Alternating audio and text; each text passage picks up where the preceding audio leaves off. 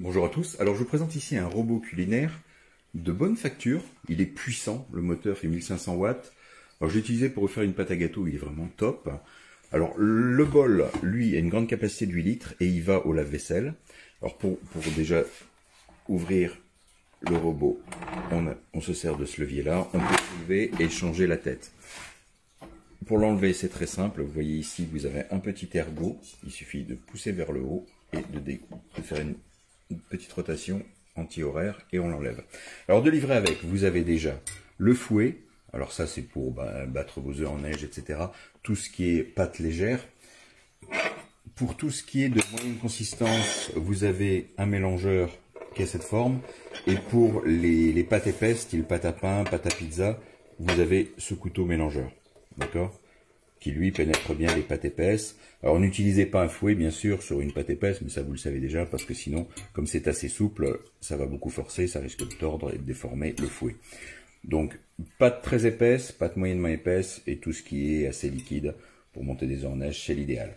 Le bac, lui, est en inox, capacité de 8 litres, donc c'est très conséquent. Ce que j'aime bien, c'est la poignée, c'est assez rare. Pour l'enlever, on tourne et on débloque. Alors ce bol va au lave-vaisselle, hein. Moi je l'ai passé là, bon il est encore un petit peu sale, il faut que je le repasse au niveau des poignées, il y a encore des marques d'eau, mais bon. Au niveau de la fixation, vous voyez il y a simplement des boursouflures au niveau de la base du bol, vous le mettez un peu tourné vers vous et vous bloquez en tournant dans le sens de la flèche, comme c'est indiqué ici, voilà. Quand il est dans le sens du robot, c'est bloqué.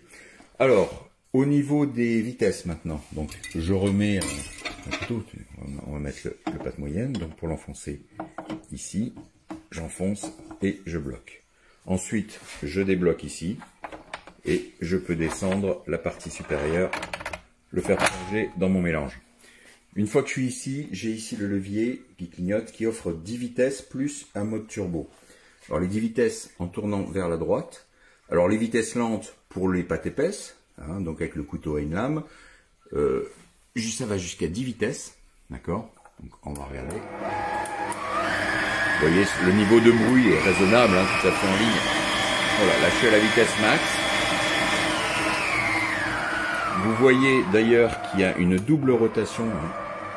Vous avez une rotation du couteau dans le sens horaire et une rotation du bloc support dans le sens anti-horaire pour un malaxage maximal. Ça c'est vraiment top.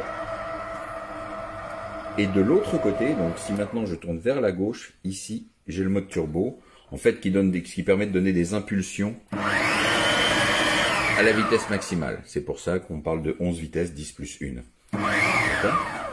Encore une fois, très facile à nettoyer, vraiment l'entretien. Bon, je vous dis, il y a les marques d'eau après le passage au lave-vaisselle, mais ça c'est un peu inévitable sur un bol en inox comme celui-ci. Sinon le robot, esthétiquement, je le trouve vraiment très réussi. Alors une chose que j'ai oublié de mentionner, et qui est vraiment très bien, c'est les ventouses qui en dessous.